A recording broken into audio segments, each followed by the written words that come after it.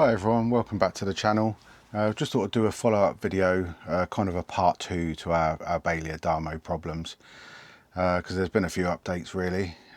We've been to a repairing, not a dealer, but it's a place that does the warranty repairs basically. They're certified by Bailey.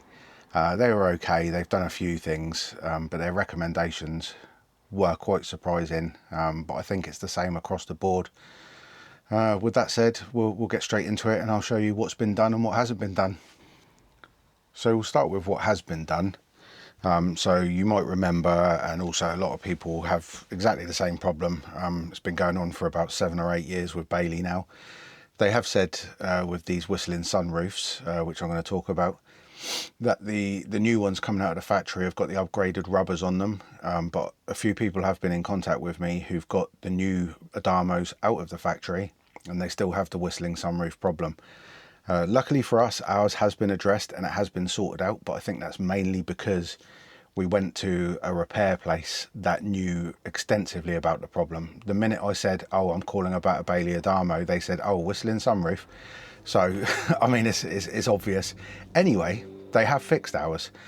So at the moment, you may not be able to make it out, but what they've actually done is behind the handle brackets, they've actually put some packing plates, which makes this handle hang over the plastic a lot more, which stops it from opening with the wind.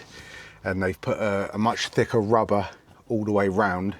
So now we can actually drive above 30 miles an hour, which is amazing.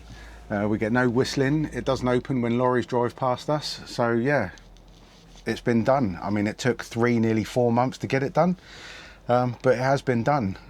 One thing that I can say is Bailey is exceptionally slow at sending these parts to the repairing places.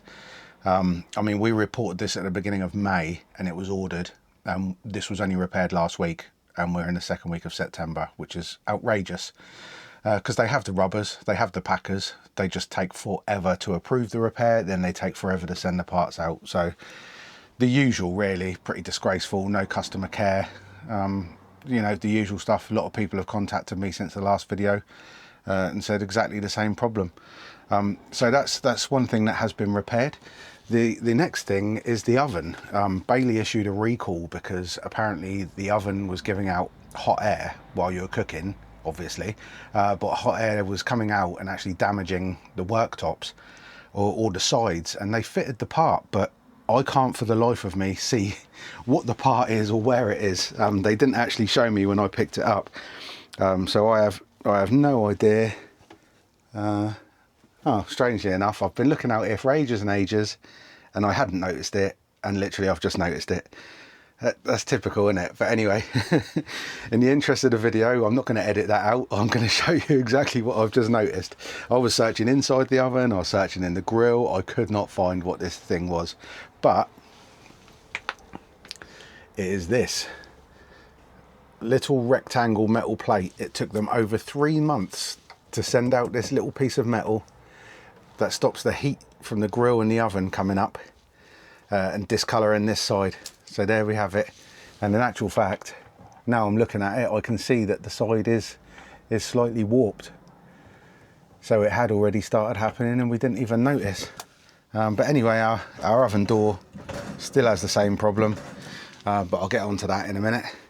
And the third thing that they repaired, and the final thing that they were willing to repair, was another recall, which was the moulding above the cab, which I thought was going to be some sort of retrofit plastic or something, but it turns out it was just a tube of silicone. So basically they just resealed the front of the cab. Not much to show, not much to say.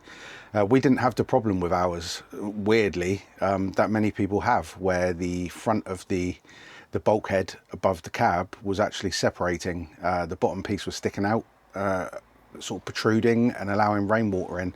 We didn't have that problem, which is very strange. We've been in a hot climate, you know, we've been in a lot of rain, but for some reason we were actually lucky with something for a change. However, I asked them to just get on and do the upgrade anyway. I mean, it's only new silicone, it's probably just Sikaflex, but they resealed the front, so hopefully we'll never suffer with that problem. So yeah, moving on to the things that haven't been repaired.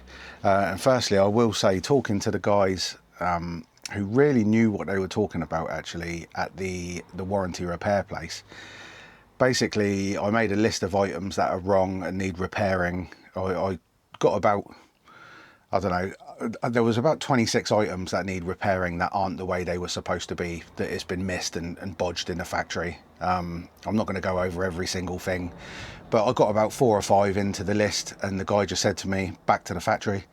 He said, Bailey, don't pay enough and it'll take too long for them to actually repair it. They're not willing to do it, and I probably won't find anyone that is willing to do it. They said it'll have to go back to the factory. The only downside is if it goes back to the factory, you'll probably lose the van for about 4 months, which we're not prepared to do. So anything simple, although I shouldn't have to do it, I am going to repair myself, because it's all easy things, tightening screws, you know, sorting out brackets and stuff that should have been done, stuff that should have been noticed anyway at least. But as we all know, Bailey is pretty shocking when it comes to quality control. The fact that they use cheap parts is standard across the whole motorhome industry. I mean, as we all know, there's only really 2 or 3 big companies that own all of these anyway. But the parts are cheap, they're crap, they're knocked together quickly. You know, you're paying the price that you could buy a flat or an apartment for a motorhome, and it's not going to last, is it? Anyway, that's enough of my ranting. I tend to get carried away, but when you spend so much money like that, it is a bit disappointing. But anyway, I'll move on to some of the other things that weren't repaired, just to give you an idea of some of the problems we have. So this is one of the problems I didn't note in the original video, but all of the fittings, where it goes from Bailey to Ford, you know, this obviously is the Ford part because they're skeletal chassis. The way things are fitted are absolutely shocking. Basically, whilst we were travelling to the Canary Islands, we discovered so many things, and because we were on our way somewhere where the warranty wouldn't cover it, there wouldn't be any places that can repair it, we just had to do it immediately there and then and do it ourselves. So I accept it's a poor job, but it just needed to be fixed there and then, because literally as you were driving, air was just blowing into the cab through all of these areas. So the very poorly fitting parts, you can't really see the movement of this one now because I sealed it. No, I didn't do a very good job, I know. But even down here, you can't really see it properly, but the overlap is insane. This side, you've got big gaps underneath here where nothing fits properly. I mean, the air was just all blowing in, you know, nothing fits properly. I mean, these are ridiculous. It's so bent, and look at it, so flimsy. I mean, I can give you an example. If I take one of these off, I mean, you'll be very surprised, but it's just double-sided Velcro, and look at that. A thin piece of wood, was it balsa wood, with a bit of material just stapled on it. That's your decorative surrounds. Absolutely shocking. When you take that off, all you've got is a normal window. I mean, how they can charge 80 grand for a vehicle, you know, look at it. I mean, it's ridiculous. So we've noticed another thing, which is the bathroom is starting to detach from the floor underneath. I don't know how well you're going to be able to pick that up, but basically I showed this to the guys and they just said, whole bathroom out, back to the factory, whole bathroom out. It's all come undone. I had to reseal all the way around the entire thing because everything was coming off. It's just a joke, isn't it? I mean, I showed them the door that I made in the last video, which was the gap, how it gets narrower, and then the bulge here and that, and he just said the door actually is straight, it's just the wall. You know, this is so, I don't know how well you can see that, but it's so bloody flimsy. Nothing holding it in, a couple of screws. The panel underneath, you can probably see this panel here, totally crooked. Every time we go over a bump, this falls down. I mean, the carpet's in the way now, but this basically just falls off. Every time you go, it doesn't fit, it doesn't clip in. They wouldn't do that because they said it needs to go back. The cooker, the rivets are broken. The what else have we got? We got the runners here, broken. I mean, some of these I covered in the last video. The waist, the handle to get the waste to come out of the bottom underneath. I don't know what you call it, waste extraction lever, I don't know. That just fell off. It was screwed just with some, not even wood screws, not anything, just like metal screws, straight into the fiberglass floor. Just fell out, literally fell out. So I've had to put some Sikaflex in the holes, screw the screws back in, then put some duct tape over it. It's the only way to get it to hold on. What else have we got? All the little silver trims peeling off. None of the cupboards are secure. None of the cupboards are straight. I mean, if you look from the edge, you can see the top goes in, the bottom sticks out. Still got this wonky piece of trim here. I mean, there's not really anything you can do to it, to be honest, because if you actually look at the cabinet, it goes in at the top. They've actually fitted it. I think probably the brackets were slightly too short, so they've screwed it in. So now it comes out as it goes down, which is why when you look down the side of the fridge here, you get this strange big gap. And it's why there's a strange gap on the other side as well, but it's not screwed into the wall where it's meant to be. The screw, I can see the screws, they're not even screwed in. Pretty bad. What else is new? With the skylight here, you probably can't see the creases, but basically if you drive or if you have strong wind, this entire thing bows out, and you can't close it. You have to reopen it, feed it all back in again. Ridiculous. All of these pieces of wood up here, all completely loose. The noise from the beds is on another level. I mean, these beds are only like 6-7 months old. I mean, how the hell, it's just ridiculous. I mean, I can't find anything online to service them, but they're so bloody noisy. I mean, you can hear it from outside a mile away. God knows what it's like when you're on a campsite and you're putting your bed down. It's ridiculous. Another thing I'll talk about is under the bonnet. We've got the air intake on the right hand side.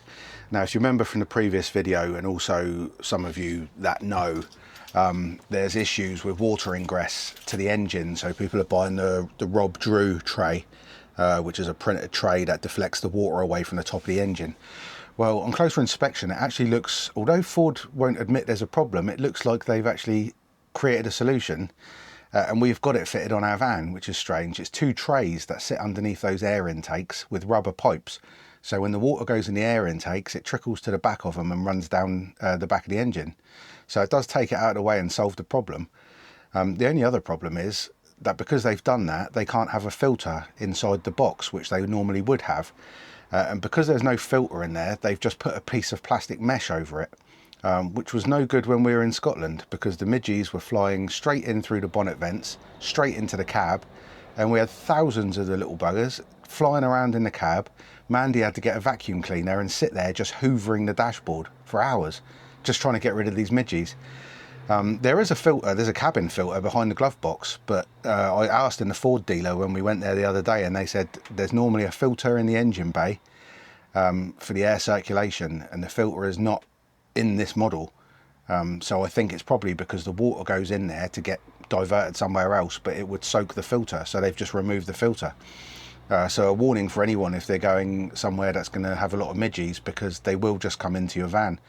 We were bit to pieces, the dog was bit to pieces. It was wholly horrific, to be honest. It's kind of the reason we left Scotland so quickly. We would have happily stayed there for a very long time, because it's stunning and the people were lovely, but the fact that they've just removed that filter made it awful. So anyone watching our vlogs, our trip around the UK, even back when we were in the Canaries in sort of May and June, they will have known that we've had an automatic gearbox issue, which is actually, you know what it's like, you do more research and you find out that actually these are not problems that are unique to you. They're very common problems that the companies all know about. So I think they call it power shift gearbox in the Ford. For Land Rover, they called it command shift. Basically, it's the 8-speed gearbox. They've been using it for years. It's a good gearbox, but it's a smart gearbox. And you know what happens. Anything that's got a word smart in front of it, or sorry, the word smart in front of it, is problems. It always is. So it's a learning gearbox. So it learns the way you drive and then it adjusts itself accordingly. Well, anyway, it started off at about 3,000 miles. We were getting a slight judder when pulling away. Well, not pulling away, but when you were going from first to second gear, you'd get a little judder. From 3,000 to 7,000 miles, it sort of remained like that, and it just got a little bit worse for a little bit longer. And until recently, it became all the way through second gear. It was juddering ridiculously. Things were falling off the sides. I mean, it was crazy. It's like you'd put the wrong fuel in the van, you know. And then about 4 weeks ago, it started to creep into third gear. So second and third gear. It was when you were at a constant speed. It was when you're accelerating. I mean, it was pretty bloody awful. I mean, it was embarrassing for a start. But anyway, we made an appointment with Ford under warranty, took the van down there. Nice guys, really helpful. They were the ones that were talking to me about the airbox filter and stuff, and just saying, yeah, it's a problem, but there's nothing they can do. Anyway, they took the van out for a test drive. They experienced the juddering and the harsh gear changes, which sort of came along with it. They couldn't find anything wrong with the gearbox, but I'm not entirely sure what that means. I think basically they plugged in a diagnostic machine and there were no codes, basically. But there was an update available for the gearbox, interestingly. No one had contacted me. I'd had no letter saying there was an update for the gearbox. So anyone out there with a Bailey Adamo, just so you're aware, there's an update to your gearbox.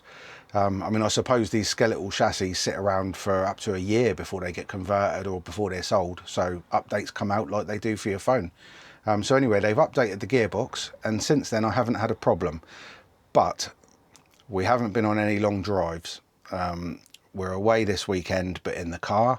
So probably the following week we will do some motorhome travelling. So we'll see. I'll see if it's improved and I'll come back to you and let you know. So some of the things that we're going to repair ourselves, because we don't want to lose the van for that long. I mean, the little runner underneath the back sofa, we don't ever use it, so I'm not going to bother repairing that yet. We'll probably get that done under warranty later on down the line. The Remy blind on the rear right hand side broke while we were in Lanzarote. That's ages ago. I'm not going to lose the van for 4 months when you can just buy one very quickly and cheaply online. I mean, I repaired this one just with some duct tape and some string, and it's still working, to be honest. So I'll probably just leave it until it gives out completely, and then I'll get it fixed properly. Some of the other things that are slight annoyances is the internet router fell over, made a little hole in the worktop. You can see next to my finger, but obviously where it's just a cardboard honeycomb design inside, it's very lightweight, which obviously helps with the payload of the van, but if anything falls on it, that's it, you've had it. We've got another one over here which I can feel but can't really see. That was a tin of sweet corn fell over, literally just fell over. made a hole in there. We've got one in the back. We went over a bump, the microwave made a hole in it. That's kind of our fault. I mean, we shouldn't have a microwave on that shelf, but to be honest, we didn't want to lose the cupboard space by replacing that entire cupboard with a microwave. There's not much space in here as there is, so you know, obviously this massive cupboard here would have been fantastic to use, but that's where the gas bottles come in from the outside. So unfortunately you don't get to use that space, which is a bit disappointing. But you know, overall, I mean, the things that we were really bothered about, obviously the whistling and opening sunroof, that's been fixed, so we don't need to worry about that. That has been done. The retrofit little piece of metal on the kitchen side because of the oven, I mean, that's been done. There was another recall for the battery box underneath the passenger seat. I did notice it as soon as we bought the van, funnily enough, so I took it off and threw it away. But they had a wooden cover over the battery box, and every time you slide the seat forward and back, it was just ripping it to pieces. We don't have a battery under there now because of our solar upgrades, so I don't really need to worry about that, but that's another recall. Yeah, I think that's about it for now. I mean, if I think of anything else, and I'm sure there's going to be other things, we'll probably have a part 3 video, I'm sure. I mean, it's only been 6 months in and I've found God knows how many problems, and we've been through all sorts. Yeah, so that's about it for now. So thanks for watching. I mean, I hope things have helped in this video, or at least if you've commented on a previous video, then hopefully it's been helpful. You've seen that some things have been repaired, so there is hope. You've just got to keep on and on and on, and Bailey, they're not helpful, really, not at all. You're best off just finding yourself a good Bailey authorised repair place or warranty place, and then just talking to them, because they understand the frustration. They see it every day, and that's why it's keeping them in business.